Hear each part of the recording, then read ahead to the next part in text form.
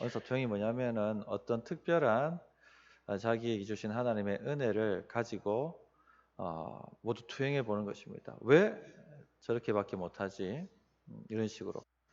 그래서 잘못 가게 되면 은사 투영을 하게 되면 과시하게 됩니다. 자기를 과시하게 되고 그렇지 못한 사람들 정죄하게 되고 비웃게 되고 업신여기게 됩니다. 어떤 특별한 은사든 직분이든 어떤 특정한 열정이든 열심이든 이 모든 것이 은사 투영이 될 수가 있습니다. 반면에 그런 은사를 가지지 못한 사람들은 그런 열정을 가지지 못한 사람들은요 영적 열등감에 시달립니다. 심하면 죄책감까지 느끼게 됩니다. 이런 것도 하나의 이상주의입니다. 그래서 이런 부분들을 오늘 좀 다루려고 합니다. 이런 것이 있으면 몸이 하나 되지 못하고 또 이런 것이 있으면 건강한 신앙생활을 우리가 누리지를 못합니다. 그래서 은사 투영을 조심하셔야 됩니다. 자, 오늘 15절, 16절을 보시면 만일 발이 이르되 나는 손이 아니니 몸에 붙지 아니하였다 할지라도 이로써 몸에 붙지 아니한 것이 아니요 또 귀가 이르되 나는 눈이 아니니 몸에 붙지 아니하였다 할지라도 이로써 몸에 붙지 아니한 것이 아니니 자, 발과 눈이 귀가 다 자기가 대단하다 이렇게 생각을 하고 있는 것이죠. 내가 대단하다. 나는 뭐 이런 너희들하고 다르다. 몸에 붙지 아니하였다. 이렇게 지금 말하고 있다는 것입니다. 나는 저들과 수준이 다르다. 저들하고 같이 못 논다. 이런 마음 태도입니다. 다 이것이 죄의 본성입니다. 죄의 본성. 늘 자신의 경험이나 자신의 열심이나 자신의 은사나 이 모든 것이 제대로 된 것이고 나머지 그렇게 따라가지 못하면은 다 잘못됐다라 이렇게 생각을 하는 것이죠. 다 모두가 자기 같아야 한다 이렇게 생각을 합니다. 이거는 은사 투영입니다.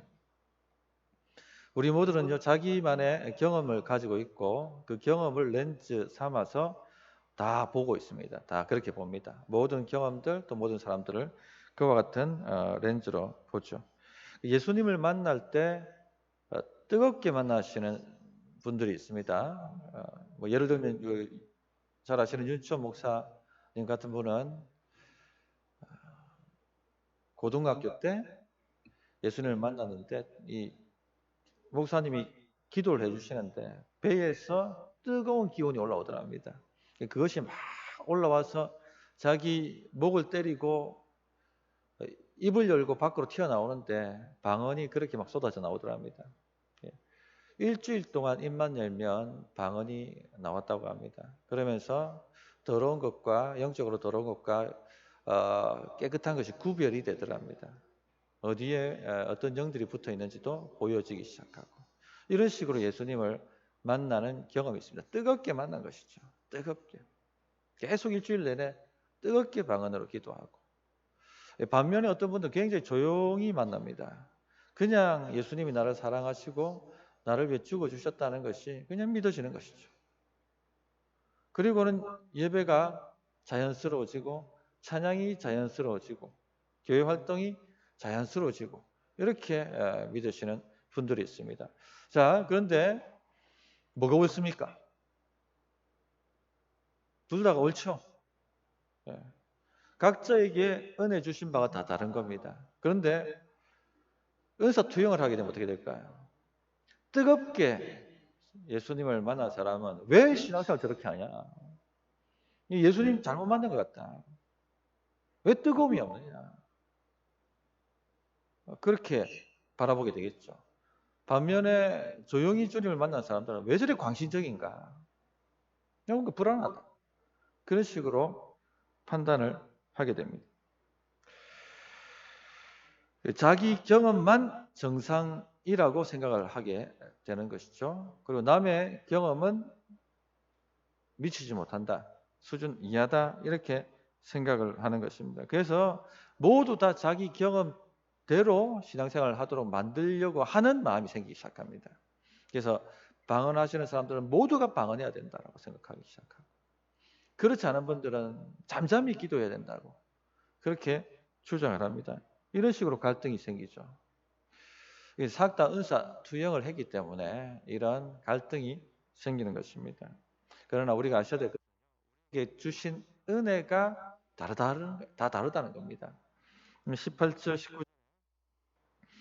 그러나 이제 하나님이 그 원하시는 대로 지체를 각각 몸에 두셨으니 만일 다 한 지체뿐이면 몸은 어디냐? 이렇게 말씀하고 있죠.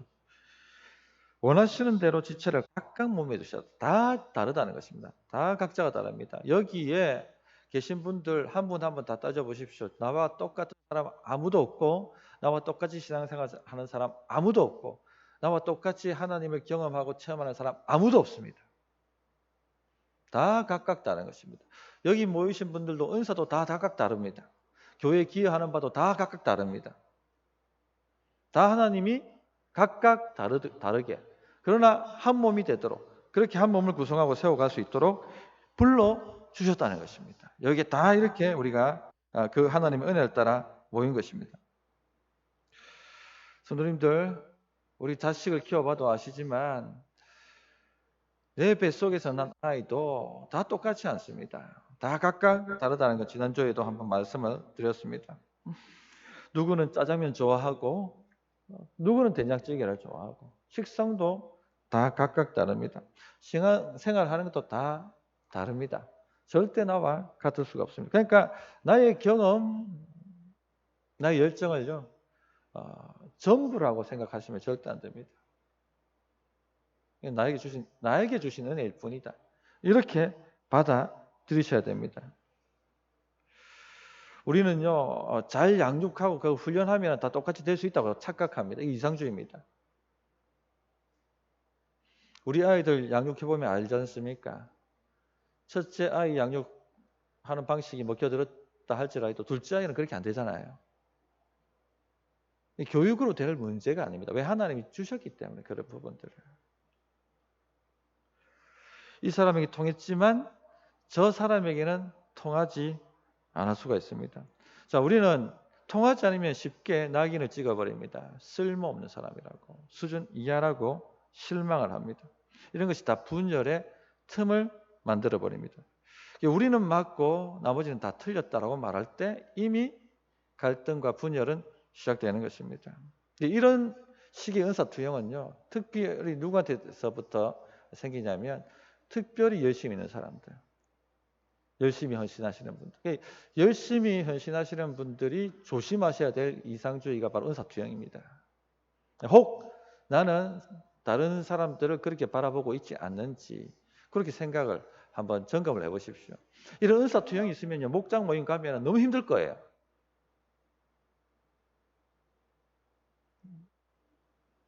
다 이상하니까. 왜 나처럼 못하는가? 왜 저들은 저렇게 살아가는가? 막 이런 마음 때문에 힘들 겁니다. 나는 은사투영을 하고 있지 않는지, 특별히 열심히 하시는 분들, 그런 분들은 한번 자신을 돌아보셔야 되겠습니다. 은사 이상주의의 표적이 됩니다. 이런 분들이다. 또 은사 과시나 은사에 대한 영적 열등감에서 벗어나셔야 됩니다. 20절, 21절을 보시면 이제 지체는 많으나 몸은 하나라. 눈이 손들어 내가 너를 쓸데없다 하거나 또한 머리가 발들어 내가 너를 쓸데없다 하지 못하리라. 자, 눈이 손들어 내가 너를 쓸데없다. 머리가 발들어 내가 너를 쓸데없다. 이런 일이 고린도 교회에 일어났었습니다. 자신의 은사를 과시하고 다른 은사들은 별 필요가 없다. 이렇게 말을 했다는 것이죠.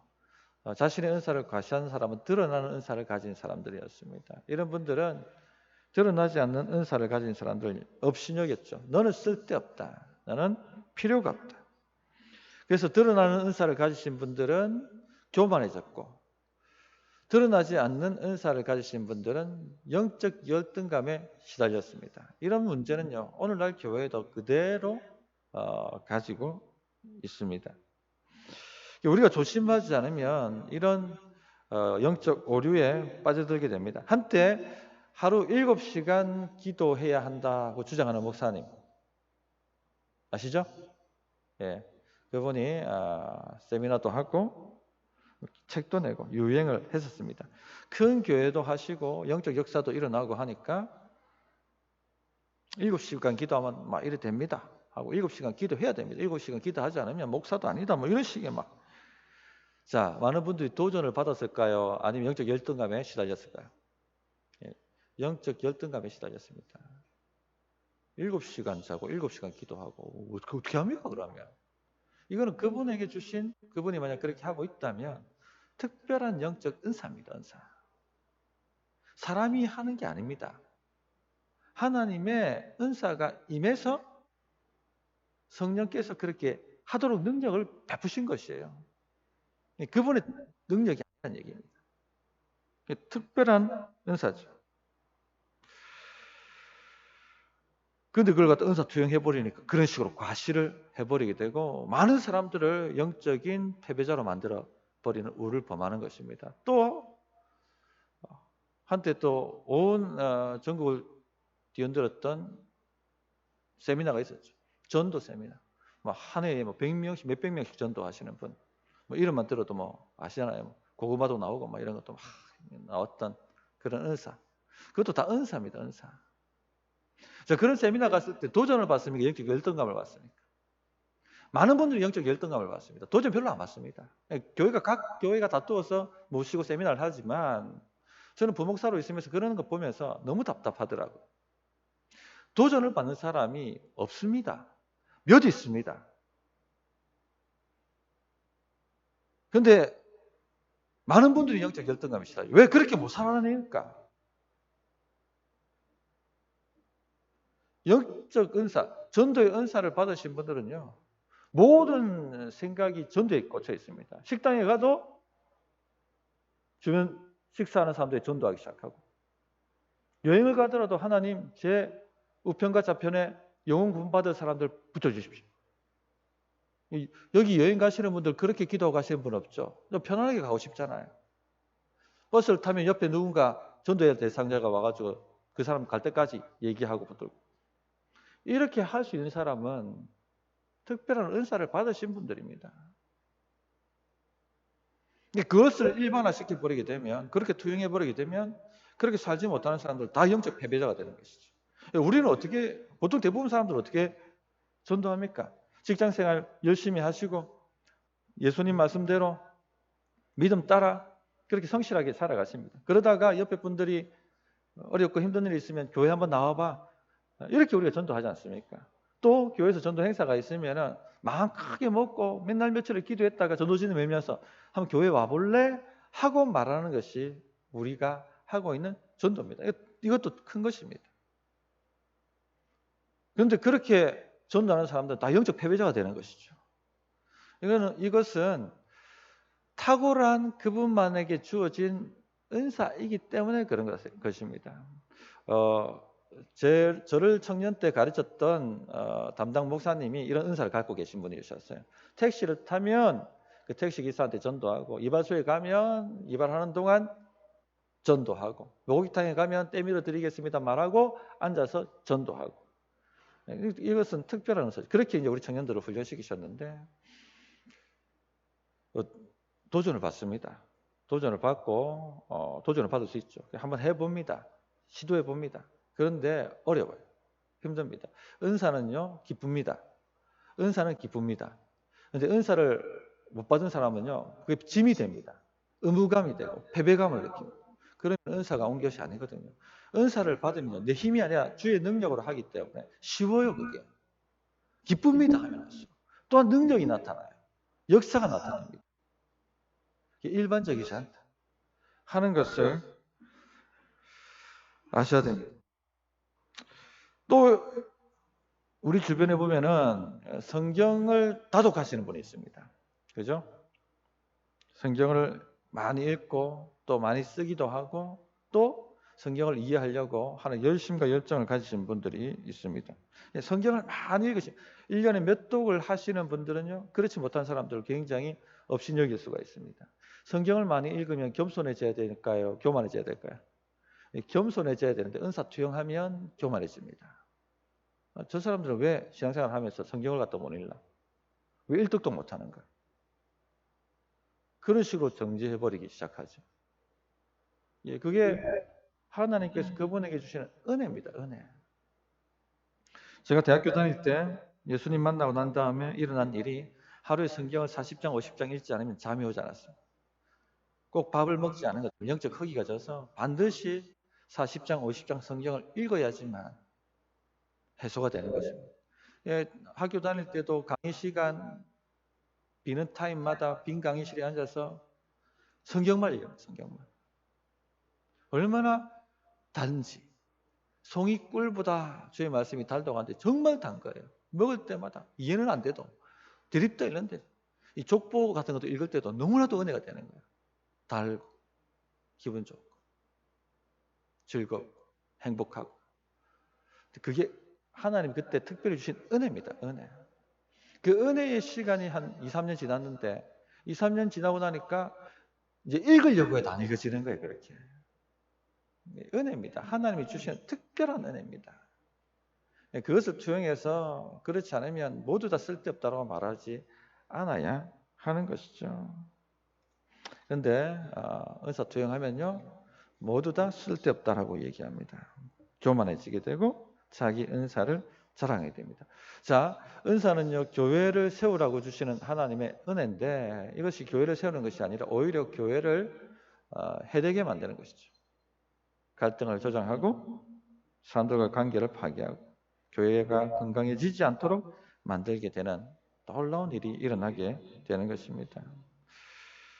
반면에 그와 같은 은사가 없는 사람들은 영적 열등감이 시달리고 심하면요 죄책감마저 느끼게 됩니다. 그러므로 은사가 다 다른 것이다 하는 것을 아시고 내게 받은 은혜가 다 다른 것이다 아시고 그렇게 할 필요가 없다는 것을 아셔야 되겠습니다. 혹 지금 나는 과시를 하고 있는지 혹 나는 영적 열등감과 죄책감에 빠져 있지는 않은지 나는 쓸모없어 나는 쓸데없어 하고 늘 하나님 앞에 주눅들어 계신 분은 안 계신지 자기를 점검해 보시기 바랍니다. 그럴 필요가 없다는 것입니다. 드러나지 않는 은사를 존중해 줄 필요가 있습니다. 22절, 25절 그뿐 아니라 더 약하게 보이는 몸의 지체가 도리어 요긴하고 우리가 몸에 덜 귀히 여기는 그것들을 더욱 귀한 것들로 입혀주며 우리의 아름답지 못한 지체는 더욱 아름다운 것을 얻느니라. 그런즉 우리의 아름다운 지체는 그럴 필요가 없느니라. 오직 하나님이 몸을 고르게 하여 부족한 지체에게 귀중함을 더하사 몸 가운데 분쟁이 없고 오직 여러 지체가 서로 같이 돌보게 하셨느니라. 드러나는 은사들은요 드러나지 않는 은사들을 더 돌보고요 또 드러나지 않는 은사를 가지신 분들 열등감이 시달리는 것이 아니라 또 자기 주어진 자리에서 성실하게 그 일을 다 해서 서로 같이 돌아보아야 한다 하는 말씀을 하고 있습니다. 더 약하게 보이는 몸의 지체가 도리어 요긴하다.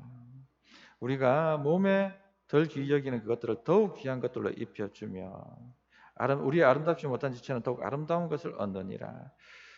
성도님들 아무리 얼굴이 이뻐도 위장이 안 좋든지 간이 안 좋으면 어떻게 됩니까? 건강하지 못합니다. 보이지 않는 아름답지 못한 지체가 튼튼해야지 몸이 건강하십니다. 그리고 그 아름다움도 더욱 빛날 수가 있는 것이죠. 아무리 얼굴이 예뻐도 간이 안 좋으면 혈색이 떨어지지 않습니까? 푸석푸석해지고.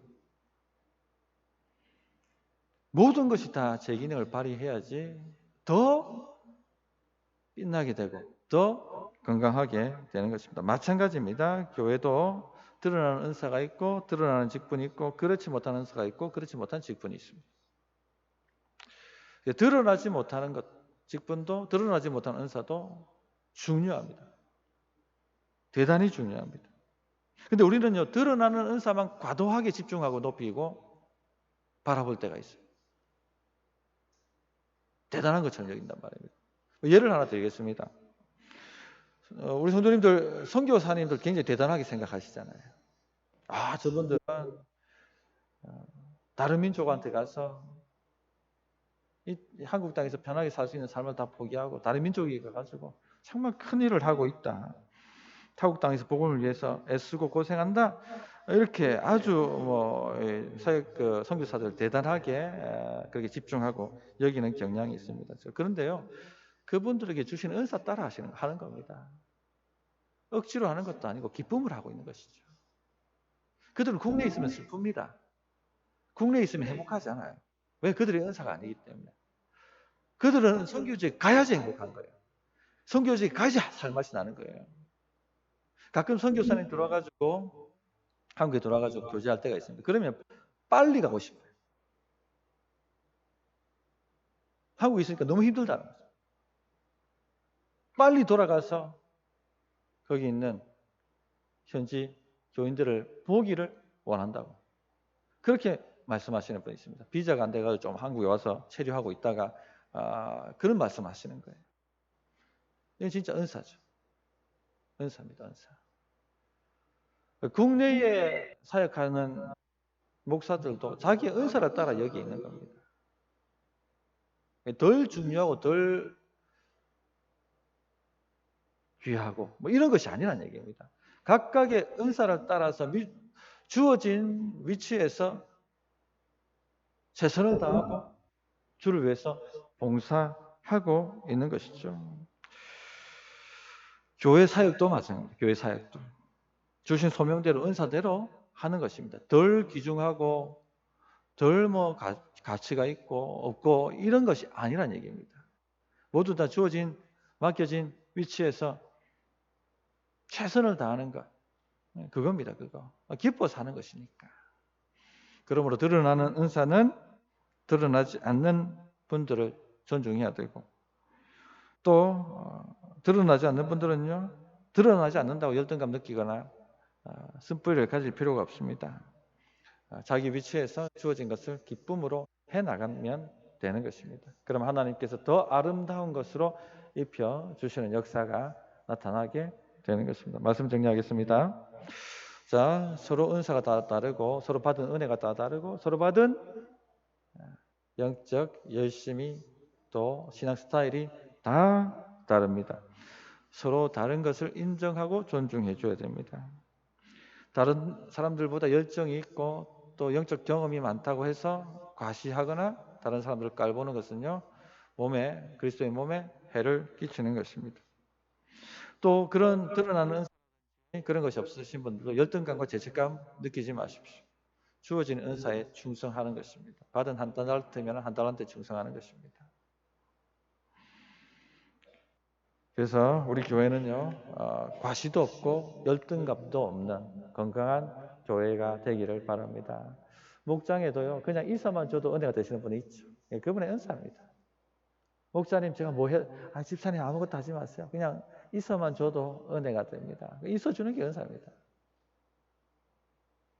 그런 것들이 있거든요. 그래서 덜 귀한 분들을 귀중하게 여기고 존중하며 서로 돌아가는 아름다운 우리 공동체가 되었으면 좋겠습니다.